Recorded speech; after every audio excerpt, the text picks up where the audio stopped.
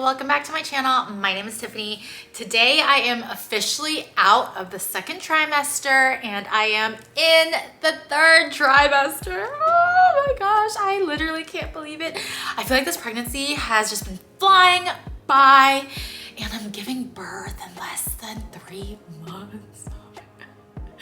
I'm so nervous but so excited at the same time because I can't wait to see how Lydia is going to interact with her little sister.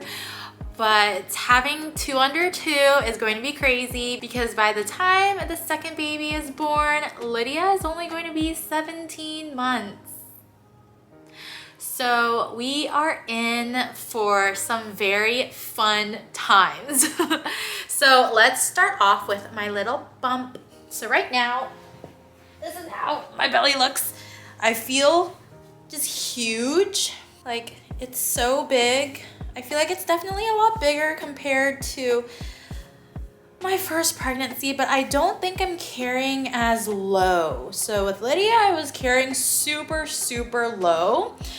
But this time around, I don't think I'm carrying as low as I did the first time. I feel like the second trimester has been just so crazy. So I don't know, I feel like all my first pregnancy was crazy because I had so many issues during that pregnancy. And I feel like this pregnancy is also crazy. So like pregnancy for me is just, it's just been crazy. I have all my notes on my phone because obviously I would not remember from 13 to 27 weeks since I'm now 28 weeks. And honestly, like I can't even believe I'm saying that right now. This pregnancy has definitely been a lot more difficult compared to being pregnant the first time. I guess being pregnant the first time, my body's like, oh yeah, we're ready to do this, let's go. And then this time around, since I got pregnant 8 months postpartum, it was so close that my body probably was not ready yet at that time because they do, what was the recommendation to wait between each pregnancy? Honestly, I can't even remember anymore, but we did not wait the recommended time. So I got pregnant at 8 months postpartum. So this one it's definitely a lot harder. So at 15 weeks, my back already started hurting. I remember my last pregnancy, I worked all the way up to 36 weeks. It was either 35 or 36 weeks. And that's when my back started hurting. This time it started hurting at 15 weeks and it has not stopped hurting since then. My energy also came back in the second trimester. So around this time, I started doing exercises again because I needed to get in shape. My last pregnancy, when I gave birth, I didn't realize how out of shape I was near the end of my pregnancy because I stopped working out.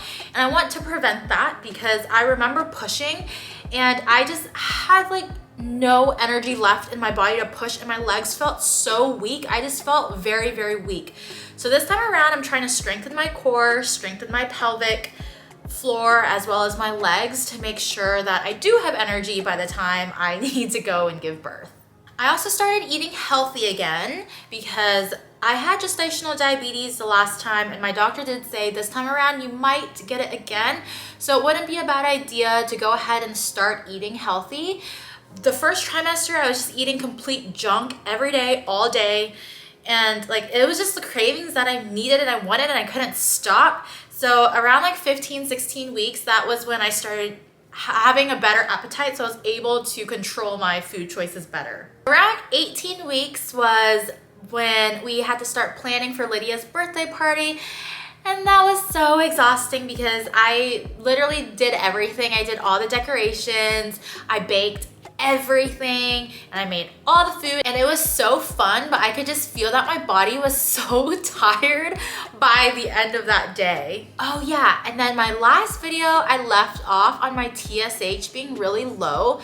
So in February when they drew my TSH, it was at like 0.02, which was very concerning for my first OB. And they wanted me to go see an endocrinologist, which I really didn't want to do because I just don't like going to the doctor so often. And then when I transferred to my new OB at around 18 weeks, they actually retook my TSH and it went up to 0.3. So the normal range is from 0.450 to 4.5. and mine fell at 0.327, but my doctor said his notes were, this represents adequate thyroid function. The TSH being just a little bit low is no concern. So I got to avoid the endocrinologist and I didn't need to go, which was very relieving because I was very nervous, because if you have thyroid issues in your pregnancy, it's really not good for the baby. It can lead to like low birth weight or like stillbirth or stuff like that. And that's just so sad and so scary. So I was very, very stressed out for a while until my doctor said I don't need to worry about it anymore. So I stopped worrying about it. And then at 25 weeks was where everything literally went downhill. I had heartburn for 3 days and I didn't know why I was having heartburn, but the last time I had heartburn in my pregnancy, I ended up with COVID the very next day. So this time when I had heartburn for 3 consecutive days, I was like, if I have COVID again, I'm going to be the saddest person ever.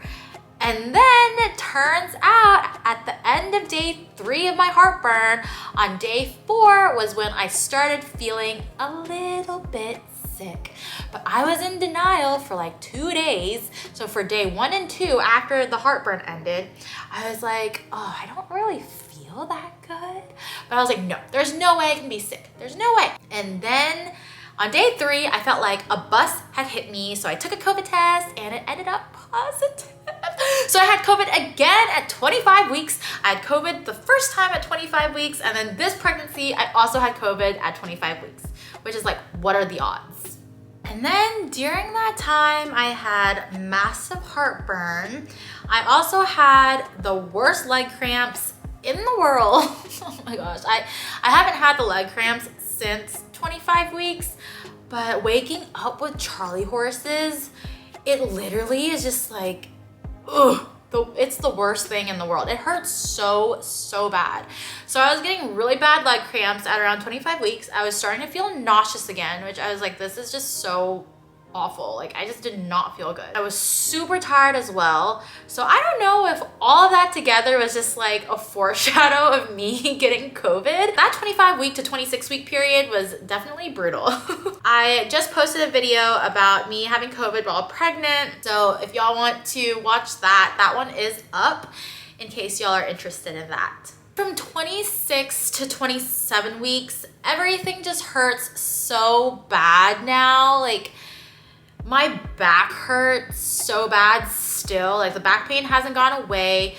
My like groin area hurts so bad. Like, it feels like my bones are just being ripped apart every single day.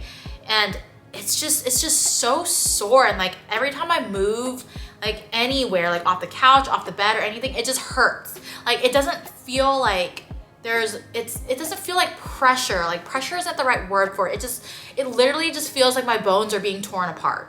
I also can't sleep comfortably because I feel like this baby is definitely a lot more active than Lydia was. She is just constantly moving all over the place and just kicking me so much higher up compared to when Lydia would kick me. But I also think that's because I was carrying her very, very low. But with this baby, I don't think I'm carrying as low. So I feel everything a lot higher up. At 27 weeks, I went and took my gestational diabetes test, and shocker, I failed. I have failed this test before I was ever pregnant. So when I was newly getting diagnosed with PCOS, I failed the test. I failed it with Lydia and then I failed it with this baby. So I don't think I'm ever gonna pass it because I was already pre-diabetic before pregnancy. So it doesn't make sense that I would pass it. So yeah, I failed it. So now I will have more videos out on what I eat in a day with gestational diabetes, the snacks that I eat all day. But yeah, that is everything that happened in the second trimester. I'm excited to finally be in the third trimester, so hopefully things just go smoothly from here and that I can manage my diabetes with diet again, just like last time. But I hope you guys enjoyed this video and I'll see y'all in my next one. Bye!